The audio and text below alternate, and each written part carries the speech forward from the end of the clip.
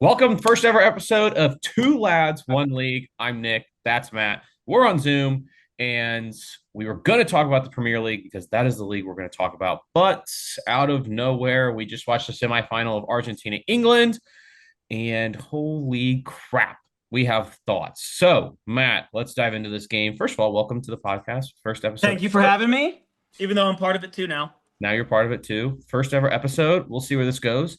We're video recording, so that means we're going to be up on YouTube. And I can't wait to make like these random TikToks to put us on TikTok. That'll be kind of fun. But man, obviously, as Premier League people, because that's the league we focus on here. I mean, we just watched England, Argentina, full of Premier League guys. And I guess let's just dive into thoughts. Do you just want to start with thoughts, Matt? Yeah, well, I mean, could first talk about the history going into the game. Obviously, you have Argentina being previous World Cup champs, England not being able to get to a Final Four in quite some time, but they had the right lineup, in my opinion, to be able to do so this year. And it's unfortunate with the result, in a good way though for Argentina. Props to them; they did play well. But I think we first talk about just the lineups that England brought out because there was definitely a couple different changes. In addition to Argentina playing an interesting 4-4-2 style, which I say interesting just because the midfield were just straight across box to box midfielders. So it was interesting just how they set up. Take it away in terms of how you think. Um, Ultimately, what England started with Morgan Rogers out wide, which was different. It's interesting. I think when I first saw the lineups, I think both coaches or managers were kind of in the mindset of we don't want to give up anything, but we also will have enough weapons to where we can create enough chances. Because, like, I mean, by halftime, chances were very few, Right. way more fouls than chances. It was a very cagey, not, it wasn't aggressive in terms of like going forward. It was aggressive in terms of like everybody fouling everybody. I mean, that's after watching that. I mean, I guess that's kind of the way Argentina plays. I mean, we're obviously Tottenham fans, and watching like Christian Romero playing that game, I was annoyed. I was like, I hate this guy, and I I don't know. because he's on my club. But like, even after they scored to tie it, he was like screaming in Pickford's face, and I was like, "Yeah, this I hate this team. This team's I'm just not a fan of Argentina." But aside from that, like lineup wise, it was super interesting. I felt like both managers came in playing almost cagey and just not wanting to make mistakes. And then the first goal happens, and then I think Tuchel made some incredibly poor decisions from a manager perspective for England. I think him going super defensive like he did against obviously Argentina, who's going to have to attack way too early, is bad. And it proved that like Enzo Fernandez was having every opportunity in the book. They had four or five chances well before they scored, and I thought Oh there's yeah. like they're not going to hang on. And Right. Tuchel, I think, made some incredibly poor decisions. I thought some type like he took Gordon off, which I found was interesting, just to keep a little bit of pace up top. I felt like would have been nice for them. And then obviously he just sat. I mean, they just sat and they were so deep. And I was like, this isn't going to work. Like it never works. It never works when you just sit deep like that. And it didn't work. And so, I mean, I don't know your thoughts, but I guess with the starting lineups, it was super interesting from both sides. It was a try not to lose in the first half situation, I felt, and then in the second half, it became a little bit more open, especially once Gordon scored early in that half. Well, to piggyback off what you said regarding his halftime did end 0-0. So in light of the situation, I would agree with that in terms of just no one wanting to make a mistake. But I wrote a term down here because I was making some notes as you were talking. Towards the second half and kind of once England scored and then Argentina tied it, who were, in your opinion, some of the silent killers that Argentina had? I mean, just in that first half alone, like you could just tell, like Argentina wanted to play a choppy style where they're kind of getting in everybody's face. They're committing a ton of fouls, and it worked because like the referee was not brandishing any cards. I can't help but think of that Simeone on the right side in that first half. I was like, this guy's providing nothing but just being a nuisance to the England team.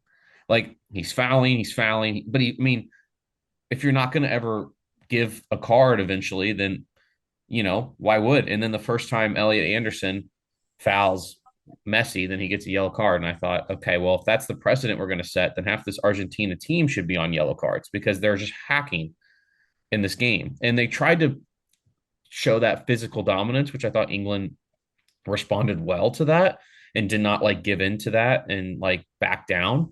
Um, but I was surprised that that's the way Argentina played. Like it was a very scrappy style, very like, we're gonna just be pests the whole time and not really play a style. And I think that they had a decent first half, especially after the first like 20 minutes. But I think both teams kind of looked nervous. I think both teams struggled to create anything. I mean, there were no chances in that first half. I mean, let's be real. There Mm. weren't any chances in that first half. I mean, you can say there were two shots for England and or however many shots for Argentina and maybe one on goal, but like, I mean, I guess. There was no chances in the first half, but I'm going to interrupt you because it's hard because I feel like for viewers that didn't watch the game and were just hearing, the halftime show about the game, and I think Zlatan and Thierry and Lalas and Rebecca all said it really well. They said despite it being 0-0 in shots and very limited chances, they said that this game is a knife battle, a knife fight. 100%. And I love the terminology Lalas used, despite how much I don't like to hear him speak. I do and will say what he did say there was pretty accurate. And I think the ref did a really good job trying to balance that at first. And I know people can say, oh, favoritism towards Argentina because of Messi, blah, blah, blah, whatever.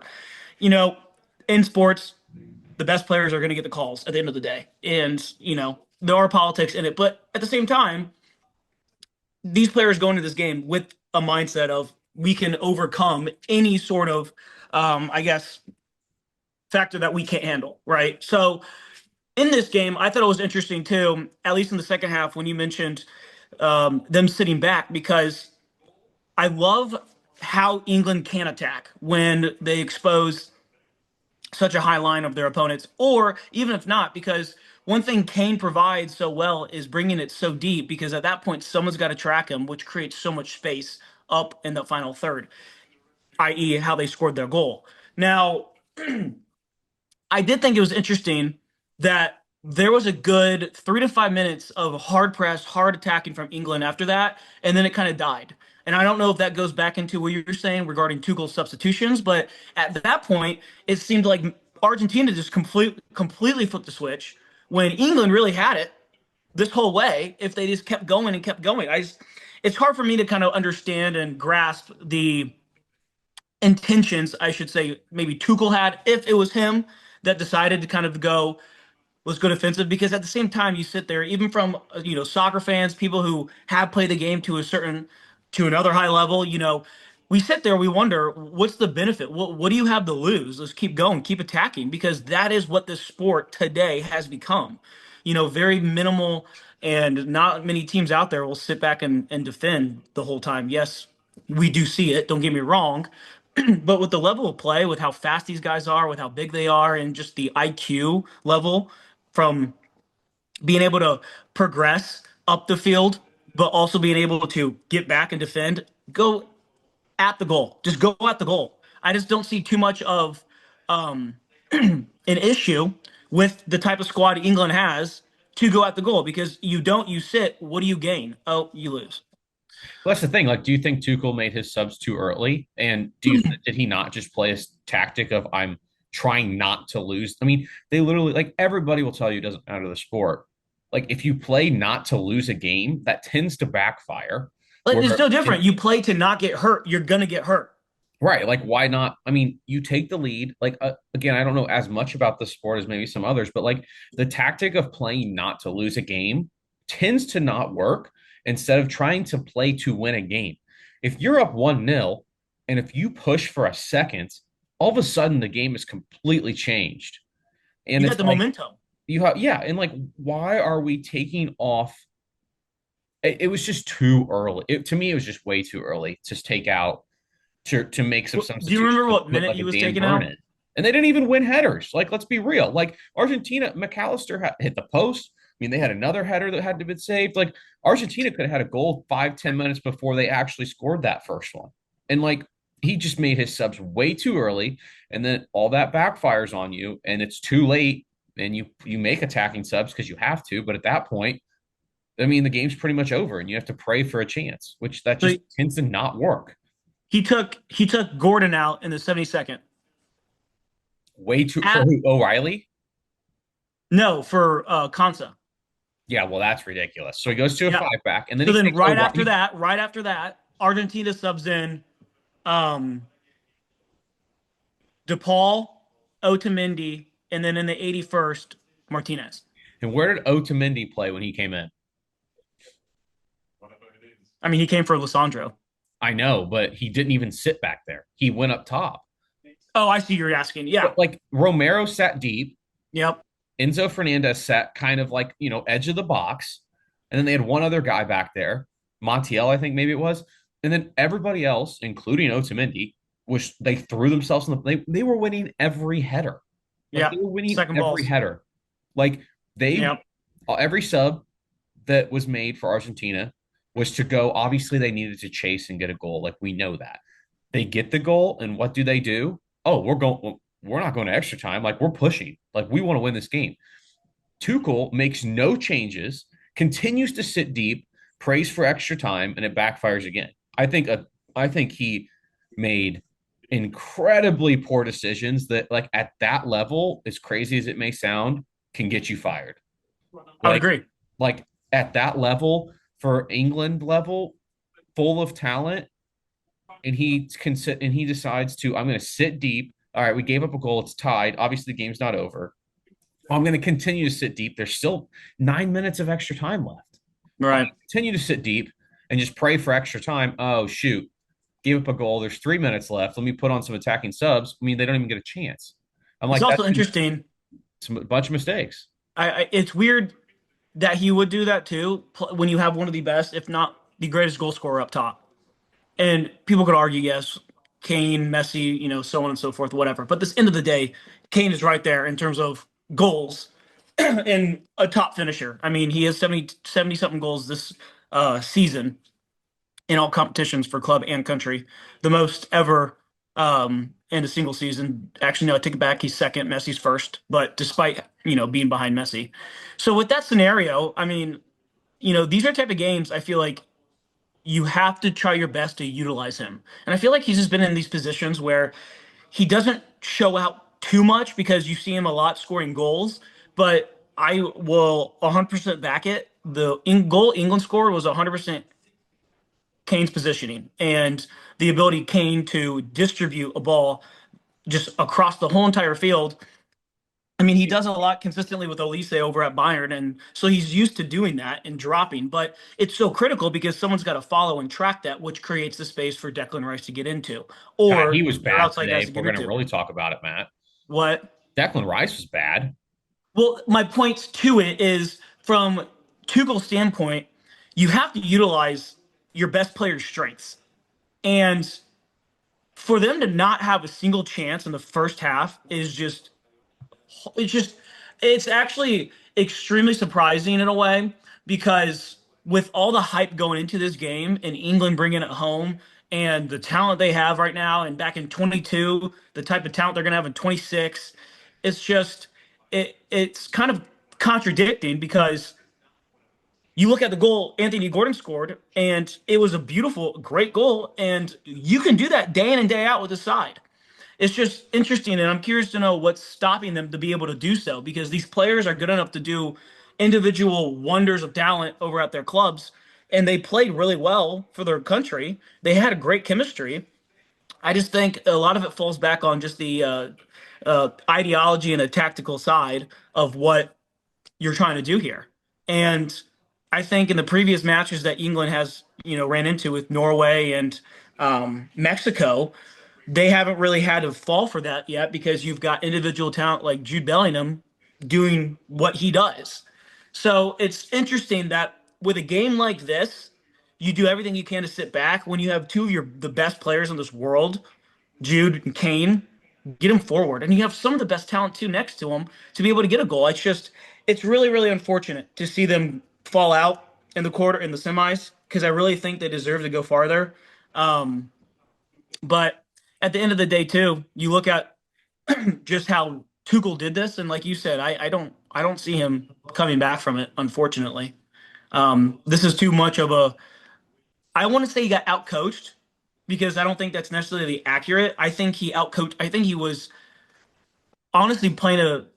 His enemy was himself, Yeah, I not don't disagree. I don't think Argentina. he got out coached. I think he No, just made mistakes and just sit back that early, with a lot of time left. That Argentina manager is going to be like, cool, like watch what I'm about to do, and then he throws on everybody in attack. It's like, okay, I have just as many guys going for headers as you have defending. Like, odds are I'm going to win some. right. Like, and they won more than England won. Like, It's so critical in those moments, the second balls, and I say second balls, not the first header, but the second yeah, one. yeah, I mean, just like Declan's when Declan got onto it, past to Morgan Rogers and England scored, no different. But you get into those moments, the second balls are that critical. Second, third balls, you have to win those balls. You have to win those balls. Typically, the team that wins those majority of the time in the game will win. yep, But and I was taught that too growing up playing the game, but obviously not to this level by any means. It's just something though that even at a younger age they teach that. And you watch it today and you know, players going up for the second ball very, lightly, not too physical, so to speak. And then it hits the ground, it bounces, and then next thing you know, Enzo Fernando has it, finds the pass he needs, and you're in on net. It's that simple. Versus you do win that second ball and he doesn't get that ball and it's a different story. It's that those small margins go such a long way, and I feel like a lot of people underestimate those small issues. Elliot Anderson played so well today for yeah, England, he did. and the way he was able to control that, it felt like Declan Rice wasn't even in the midfield. I didn't know No, where he was, and it made him look slow. It made him look just not as good. like Declan Put him Rice next was to awful Elliot all is just tournament. crazy. It's crazy. And the guy will do wonders for his new club. But again, it's just utilizing that type of talent, pushing him forward, get him to go press the center backs, get him to go press the center backs and have Kane drop. I mean, get some flow in your attack or in your press. That to me is just utilizing the best out of that England squad. And unfortunately, I don't think Tuchel did um, his best to do that and show that on the field. And unfortunately, Yeah, paid the they price. lost because of it. Yeah, But that. Yeah, I mean, it was all a mentality and it was all a management standpoint. You know, after that first goal went in for England, obviously didn't hurt them, but definitely had Tuchel making some decisions that I was like, ooh, I don't know if I do that just yet. Like, wait a minute, like play the game still. Go out, chase us. Don't necessarily chase a second. right, Go out and like you're way too talented of a team. Like you're not, like a 25th ranked team in the world. Like you're England. Like you're full of very high level quality players. Go out and chase and push for a second. And then, okay, maybe you can make a sub or two, but don't go out and just like sit back and hope and pray. And I mean, and it's one thing to just like put a sub in and play a five back. I think they went to a 5-4-1 when O'Reilly came on. But it's one thing to do a 5-4-1 and still play defensive, right? And hope for maybe a right, attack chance or two. Did you notice how deep they sat? I mean, they were yeah. borderline on top of Jordan Pickford in goal. I mean, they were sitting so deep, And even speaking in of the corner. Pickford, some great saves by the He way. did. I thought he had a great tournament. I thought he had a great tournament, great game. Probably one of the best games he played all tournament was today. And it's so unfortunate seeing that because But I like, thought they did so well. what is he supposed to do? I mean, at the end of the day, like that defense is sitting on top of him defending. The first goal was all because I mean, I know it came off a corner, but like everybody just sits back and sits I deep. know. Nobody even stepped up to try to cover for Enzo Fernandez until it was too late. And if you watch him in the Premier League, like he is very capable of scoring from outside the 18. And he had chances all game, and then he finally put one on target, and Pickford couldn't save it. And I was sitting there, and I'm like, why are we not stepping up on Enzo Right. Fernandez? Like outside of Messi, who I get Messi. Everybody talks about Messi, but like he had the assist for the second goal, but he just garners so much attention. I mean, Enzo Fernandez is such an elite talent. I think I'd Yeah. pay anything for him. But like he just showed today. I mean, he controlled everything. I mean, he scores the first goal. He sits right outside the 18. All right, after the first goal scored, now people are like, shoot, we got to kind of pay attention to this guy. Like, we can't let him get shots off from, 20 yards out because he just showed what he can do. And then Messi drives right, clips it in. Nobody's man marking the striker, Lautaro Martinez. And John Stones is in no man's land, can't get the header, which I don't think he won a header all game. And first of all, if we really want to talk about it, some of Tuchel's even decisions for some guys, like a John Stones, baffles me. Like the bro doesn't even play at Man City. So I'm like, why are we bring? Right. I know like England's not full of them, but like a Harry Maguire would have done better than John Stones did. And I'm not a Harry Maguire guy, but like Harry I'm not Maguire either. would have been perfect for that game today. He is just a Oh, perfect. rough it up. I'm going to get everybody's face. I'll make some pretty mean tackles. Like that is a Harry Maguire type of game, and they would have totally needed him today.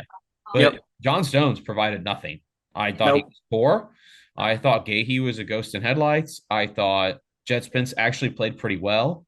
Taking out the first half, of course.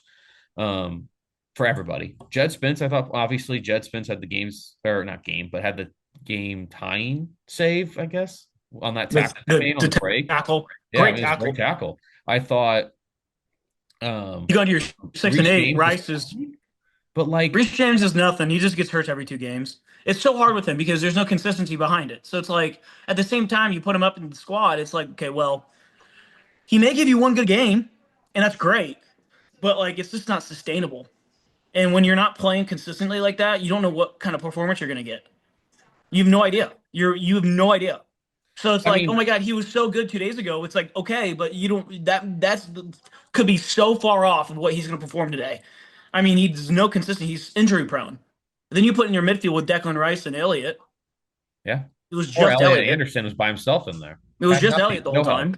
Had no help And today. think about time Morgan Rogers got some time. Yeah. I was hoping he would go at Tagliafico that whole game. Go at him. Go at him. I know. I'm like Go at him. Tagliafico and Molina, whoever's the right back. I'm like, drive at these guys. Why are we sitting and just passing it back? Like, Yeah. drive at the fullbacks. Like, but I mean, I That's mean, what it's you just, would get from like a Mudieke or yeah, I mean, Madieke or whatever. And then Saka, Saka maybe, but I don't know if he will really take people on. he just cuts back left. I mean, That's what I'm saying. So it's like, and they know that's going to happen. I mean, come on. my I mean, at biggest that thing level, you is, know. So it's just like at that point, you have to be more physical. You have to be faster. You have to be that one step ahead yeah. of these guys because they know what's going to happen.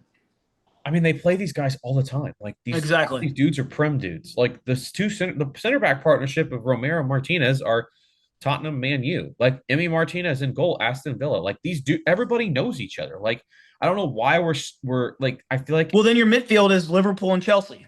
yeah, I just feel like there was a tactic from probably both managers, especially in that first half, where it was almost like I don't want to be the one to give up a goal, You know. so I like won't push for a goal. And eventually, obviously, Rogers ball in, Gordon gets behind Molina, and then he scores, and then the game totally changed from there. But I mean, at the end of the day, it's a shout out to Argentina. Like that's how you don't give up, and that's how you fight till the very last whistle. And I mean, they had a ton of chances when England decided to sit back. So like a part of me can't sit here and say they didn't deserve that. I going into this game would tell myself that either of these teams will struggle against Spain. Maybe I'm wrong. I just think after watching Spain pretty much make France look like an average team, and France easily has the best attack in the world. I mean, it's not even Yeah. close. I mean, Spain manhandled them and controlled that entire game. And I just Yeah. thought that even going into this game, I was like, if England makes it, they'll struggle. They'll have to sit deep the whole game. They will struggle. Argentina is Argentina. They will rough it up. They will commit fouls. They'll get in people's faces. Spain, I think, is 100% up for that. I mean, if you look at some of the dudes they have with Cucurella and Rodri, and I mean, even our guy Pedro Porro, they will be up for that challenge.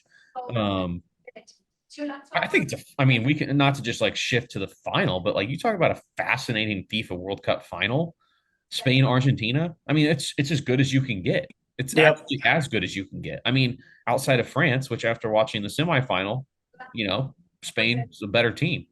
And now all of a sudden you're getting the reigning World Cup champs against the reigning European champs, and you're getting the best two teams in the world, is what I would say, going up to win the World Cup. I mean, it's what you want. It's fantastic. We're running out of time. Can you believe that? We have 10 Already. minutes left. Look at that. I mean, Zoom. you make a That just great popped point, up. Sorry to everybody. That just popped up.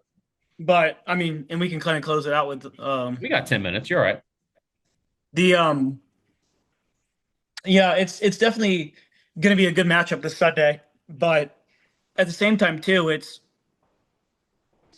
as much as I want to sit here and say, Spain's got it, Spain's got it. It's I just know. I can't do it. I can't do it. I I can't do know. it. I've watched too many games to Mm, show to know that anything can happen, I know. no matter who it is. And My so, prediction and from the beginning of the tournament was Spain. And so I'm just hoping that I'm right. Um, fair, I think when it comes to it's going to be interesting watching those two because Spain's going to have the ball. they're Like going to control the game. they have they that is how they play. They're the ticky tacky style of play. Like they will have the ball for Yep. 65% of that game. Like that will be how it is. And they're not somebody that's just going to sit back if they score first and try to defend. Like they don't. They have the ball. And they did it against France. And so, it's Lamine Yamal is going to be an interesting watch up against Tagliafico. Like he can take him on. Like let's be real. And so like it could be a good game for Lamine Yamal. That midfield of Spain is going to have a big fight ahead of them. But however, again, Rodri, Fabian Ruiz, who else started in that midfield with them? Because Pedri doesn't even start. So Um, whoever that other midfielder is that starts, like they're gonna have to. It's gonna be interesting, but I think that Spain will control that game. Like they have no reason. Danny Olmo. Oh yeah, Olmo he sits a little bit higher. Assuming Pedri doesn't start, and assuming Spain goes with the same starting 11 that they had. Well, Fabian Ruiz has started for 49 international games, and he has started in 49 games with 49 appearances, of course. And in all those games, with Fabian starting, Yeah, they have not lost. well that's good. Maybe start him then on Sunday. So if he starts, he'll have his 50th cap for Spain starting. Wow, So we'll see. But I saw a statistic about it yesterday that yesterday was his 49th international game starting, and they have not lost jeez, with him starting. it'll be an interesting game. I don't. I mean, obviously, like I'm gonna pick Spain, but that doesn't mean anything. Right. I think yeah, I think it's going to be super interesting. I just think Spain's going to have a heavy load of the ball, especially in that first half. Again, I could see a world where both teams kind of aren't pushing for anything crazy. They're more just like what we would call like a cagey first half. Yeah. Um, but it's going to take probably a stroke of, you know, not luck, but just genius from somebody to make a play, make something happen. And that's what happened in the game today with England and Argentina. And then it opened up that if a goal comes pretty early in that Spain Argentina game, the game will probably open itself up. If not, we'll see a cagey match and maybe like a 1-0. But we'll see. I mean, it should be a great game though at the end of the day. I think we'll see a lot of individual talent for sure. Like Lamine, I think Messi will definitely do Yeah. Messi type things. Mark Um, Cucurella may like commit 100 fouls like he always Probably. does. Probably get carded. Messi will be right there with him in terms of like where they are on the field or on the pitch. Like Cucurella will be a pest that whole game. Yep. So he'll get in people's He'll face. go up against the right side, so probably Simeone. You think Simeone will start again? He was terrible today. He Well, provided nothing for that but team. you either start him or Gonzalez, but at the same time, it's like, what's your intent from that side? Because It's so if interesting your full how midfield, Argentina lines up. yeah, if your full midfield is going to be like those, eights across the Yeah. field, At that point, that I mean, Simeone plays that right side over at Atletico. And I think what his design today was just get in their face, Yeah, that's what he did. cause issues because Messi's right behind you, Yeah. or Enzo's right there, or somebody right there will pick it up, but just cause issues, and that's literally what he did. I mean, I couldn't tell you how many times I saw him go into the player, and it's just the ball was not what he was going for, No. and it Committing took him a fouls. while to. Did he even get carded? Probably not. I think he did eventually. Well, maybe, Maybe he but like didn't, the first but card was Elliot Anderson late first mhm. half, and then Which Lisandro I'd argue probably Martinez. should have been Spence, Oh yeah, I mean half not the guys on Elliott. the pitch should have had a card. Like this dude was like, oh, he kept doing like there, what you fouled, but oh, you get another chance, and then it's like, oh, now there, you fouled, but oh, I'm gonna give you another chance. I'm like, he should have probably brandished a card in the first like 20 minutes of that game Yeah, to just be like, all right, we're done with whatever this is. Like we're not doing this. Like there's got to be I'll give some you sort of one or two standard. shot chances on fouls. If it's a blatant yellow, it's a yellow. If not, like we're done. Like you're getting carded. And he probably let too much. He didn't let him go because he called fouls. Right. The Argentina players were probably like, this dude is not carding anybody right now. Like I can continue to get away with this. Yeah, I may be called for it, but like I'll be good and I won't be on a yellow. And I mean, they did the right thing. I mean, Oh, it worked for them. So look, we got 4 minutes left until our free plan on Zoom goes bye bye. So um, I feel like we're gonna have to in on our second episode of this show. It's probably just gonna have to be the World Cup final. yeah. I mean, we could just do it for there. I mean, Might why as not? well. Like, I had a whole plan for this episode to talk about all the transfers that coming in the Premier League or people changing teams and all this money being spent, and now it's been crumbled up and thrown out the door because of the World Cup, which is great. So, World Cup semifinal, Argentina defeats England, and then sets up a great matchup of Argentina Spain for the first place game and then France, England for the third place game. We'll see who even starts for that game. I don't know if teams fight hard enough for third place or if they're like, whatever, we'll just play guys who haven't played this tournament. Um, but yeah, any final thoughts? I'm really hoping, as a Spurs fan, Pedro wins this over Christian Romero and Senesi. Jeez, me too. I mean, I saw something about, Christian seems like he's pretty much gone. He's out the Yeah. door. I mean, I saw Jed Spence is pretty much gone out the door. Inter's like all over him right now. So we'll see if that actually happens too. Which I kind of hope not. Like he's proved himself and I like him a lot. Romero, I'm ready. He proved at the end of last season that he is just He's too not much a ready. liability, man. Yeah, he's a liability, doesn't want to fight for the club, prefers his country. Like you can sell him to Atletico Madrid or whoever. But Be my he guest. can. I mean, we signed Van Hecke, him and Van de Ven in the middle with Senesi and Danso behind them. Like that's good with me. So, yeah, first ever episode, two lads, one league. I think that was a success. Two I lads. think we're gonna have to start the. I'm gonna have to start the YouTube channel. Now that I thought about it, Yep. especially with the video. Um, but yeah, this will be hopefully a weekly thing. So when the Premier League season starts, that'll be what we focus on. Once the World Cup's over, it'll be all the transfers, or preseason predictions, all that. Yeah. So this was fun. Yeah, I Good. appreciate. Final Yeah, thoughts. We're good. All right. we're good. Stay tuned. Next episode, all about the World Cup final. Maybe a little bit about England, France, but not really because it's a third place game. And then if we have time, we can dive into some of the big transfers that have moved, like an Elliot Anderson. So yeah, two lads, one league. That's Matt. I'm Nick, and we'll see everybody next time.